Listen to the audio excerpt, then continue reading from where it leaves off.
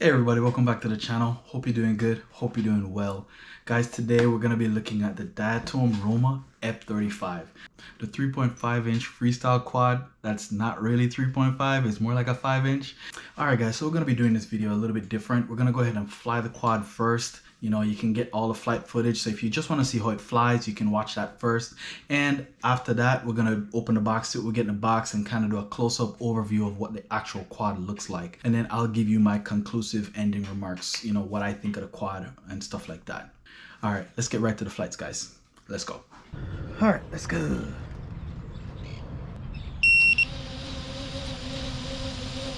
How much your fuel's pretty high?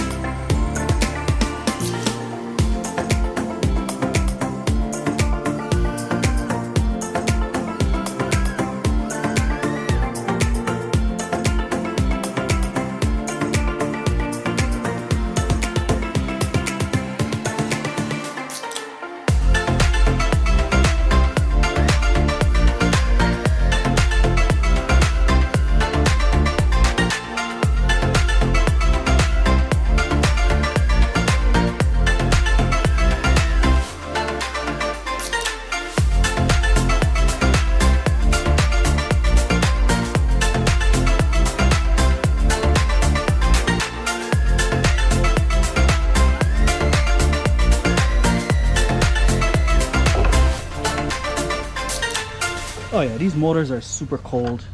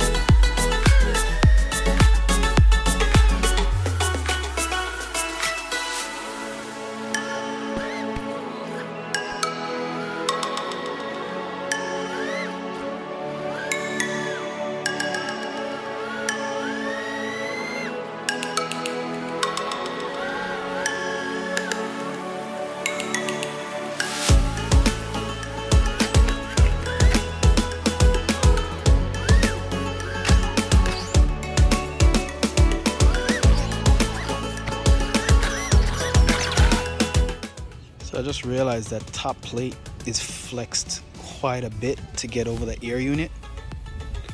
I don't know if that will be some problems later, but for right now it seems alright. So we'll see. Alright, so that was a really cool flight. I really enjoyed this little ripper. Alright, let's go ahead and crack open this box. Let's see what we get in the box and also what the quad looks like. Alright guys, before we even break into the box, real quick, I'll show you what's on the outside. So what we did get was a Roma F35. This is the DJI full air unit. This is one of the main reasons why I actually got this quad, because, you know, in the package, I wanted to go ahead and fly something just as a little basher. Hopefully, you know, I don't actually wreck it completely, but so far from what I've seen, it looks and seems pretty sturdy. Apparently it should come with EMU flight, but I think I got this one from Race Day Quad, and I believe they got it reflashed to beta flight, thank goodness. All right, so nothing else on the outside of the box. It does come with a FlySky receiver, which I won't be using. All right, let's crack open.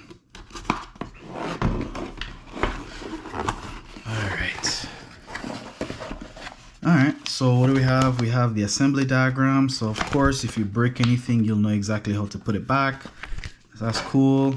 Some extra wiring harnesses. We got our receiver antennas, more wiring harnesses for receiver. This is the FlySky receiver manual. Won't be needing that. This is more harnesses. Yeah, USB cable, extra straps, zip ties, battery rubber, extra screws. These are pretty cool. These are the dampening camera mounts to keep the jello, the actual frame out the camera. And locking nuts, gem fan, 3520, Hurricane props. This is the wiring diagram for the Mamba AIO stack, the AIO F4 stack. All right, right off the bat, guys, I really like this packaging. The foam is very nice and thick on top and very plush. So it is completely secure. Oh wait, cool. So I get extra antennas. Oh wow. Okay, so that's great. That's awesome. So we actually get extra antennas. I thought those were the antennas that came with it. But anyway. All right, here we go, guys. What you've been waiting for. Look at this thing. It's just so nice, and it's nice and packed in. Wow, this is cool. All right, and nothing else in here. So we can put this to the side. All right, so this is our Diatone Roma F35. Of course, the 35 stands for the actual prop size, which is 3.5 inches. Let's start with the motors. These motors are massive for this size. That's the main reason why I do, like right now, I don't even consider this really to be a 3.5 inch. It's more along the lines of a 4-inch, leaning toward a 5-inch. I'm thinking this is actually meant for a 4-inch, but they just stuck it on this extra frame here. I guess they had something else in mind to do this frame, and they probably had leftover props, so they say, you know what, let's just chuck it on a 3.5 inch. But the way how this thing flies, it is just wild. Getting back to the actual motors, they are the Mamba Toka 2203.5. This is 2650 kV motors. These are the 6-inch motor. These are the 6S motors, of course. I definitely opted for 6S because that's all the batteries that I have. I don't have any 4S, and I mean that's what I'm used to right now. So let's go to the front. We have our aluminum camera covers here, guys. The quality of this is just amazing. So you have the actual brushed finish here, and then you have that strip right there. Let's crack open these side plates here so we can see the ear unit. Everything is tucked up in there. Let me show you here. Everything is tucked up in the sides here, which we might have to change because I'm not using the FlySky receiver. I'll just take them off. So the side plates are plastic, injected molded plastic. They feel all right. I mean, it's just going to keep dirt out. And of course, the motor direction is props in. So it's going to be kicking up, you know, all the dust and dirt and grass into the camera. I personally am not the biggest fan of it.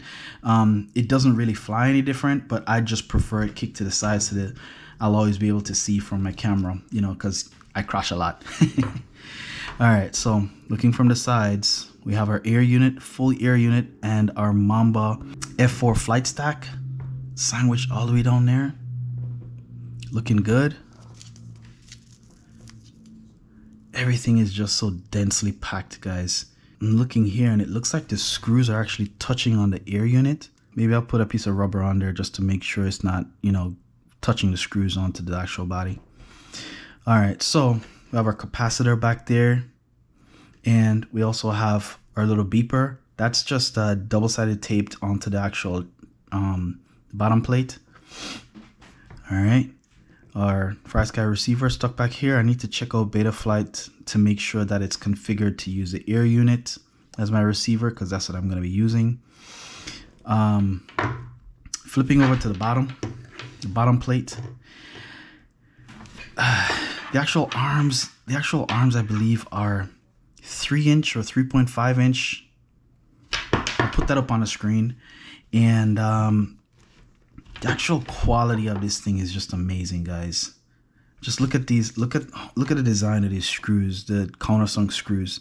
It's not just regular countersunk screws, but it has like the aluminum finish on the outside and the black on the inside for the screws. So the actual frame, I'll also tell you the size from end to end. I'll put that up on the screen as well. I do see like one, you know, questionable thing, I guess, is to have the different mounting holes here. I don't know if that will compromise on the actual integrity of the bottom plate, because it's just a solid piece. Unlike, you know, like a regular 5-inch, you'd have the arms being interlocked into the body. So I don't know how sturdy, or if that will compromise on the rigidity of the actual frame, but we'll see as time presses on. It has very minimal to no flex. This thing is very solid, guys. And of course, it's a smaller frame, so the chances of it actually flexing or breaking or snapping are a little, it should be a little bit lower, but you know, only time will tell. I like these little details here. It says Roma etched into the bottom here, and over by the top it has a Diatone etched, and it has that blue color in there. That's a nice little detail in that carbon fiber, guys. All right, so just a couple of house cleaning items. I'm just gonna run through some of the specs really quick. So of course it comes with that full DJI air unit. I like the electronics guards. It helps to keep the dust and grime out of the actual stack and the air unit. So that's pretty nifty. We also have our TPU mount around here. It feels pretty solid. Yeah, if we're gonna be going with a different receiver, it actually has these little connectors here, and it folds out and it folds back in. So when you're ready to put in your plastic mounting thing, the plastic tubes, you can get that in. So that's pretty nifty. I do like the XT60 plug that's actually integrated into the top piece here. I'll be using the 1100 milliamp China hobby line. And for all intents and purposes, I guess if we put like a camera mount on there, I'll have to kind of push it back a little bit. But for all intents and purposes, my actual connector tails can reach there successfully. It's not a big deal. On the sides here, as I said, we have that aluminum shroud. In here, we have that dampening, that plastic dampening that helps the camera to keep stable so you don't get the jello in the footage. And of course, guys, this is definitely not going to be a 250 gram quad. So if you're looking for that, this is not it. Let's see how much it is. Take off the camera thing, put back these on. All right, so without props, oh my gosh, I'm forgetting the props. All right, so props, get the props on there, bam. 245 grams, and that's just a quad. Oh, you know what? I didn't put the locking nuts. Let's get it accurate. Let's get it accurate. All right.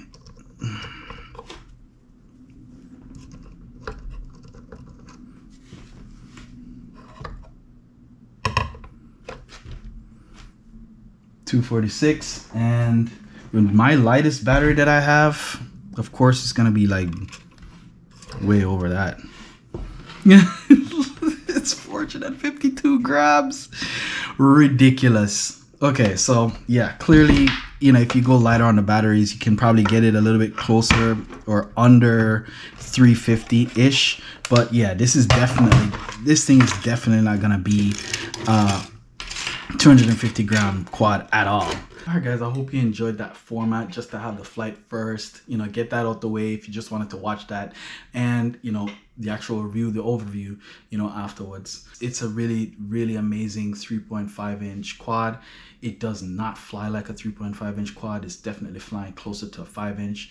In the future, I might change off the bottom to a 4 inch bottom to see if I can maximize the actual potential of these motors. My only drawback to this quad is they didn't include any TPU bumpers here to protect these beautiful screws. Like, in the box I didn't include that, so I'm gonna have to go ahead and find that. So that's kind of weird, especially for the price of this quad. I expected that, you know, they'd probably include that, you know, like how they included on the Roma F5. And it looks like the arm ends here would actually fit the F5 TPU plastics that they have. I don't know. So for now, I'm just gonna put like some little felt underneath the bottom, stick some felt on there so it doesn't actually scrape or anything when I'm actually landing. Aside from that, in the packaging, they also only give you one set of props. That's not gonna work for me because, you know, I break and bend props all the time. I crash all the time. So I'm gonna have to get some spares of those. Aside from that, guys, I only look forward to getting used to this size of a quad and just freestyling with this and being a little bit more confident to just test things out and not worry about smashing up my GoPro right away. The camera itself is well protected, in my opinion.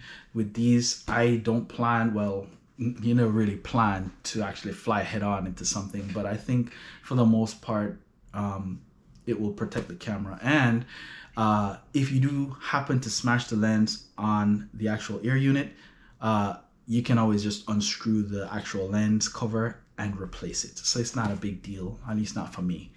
Aside from that, guys, another great one in the repertoire, and we're just gonna keep going at it. Love these little things. Awesome. If you enjoyed this kind of content, please remember, like, subscribe, and share. And oh yeah, if you want to get notified for all the new content that I put out, guys, turn on that notification bell as well, because I put out new content all the time. Anyway, hope you enjoy. Take care. Peace.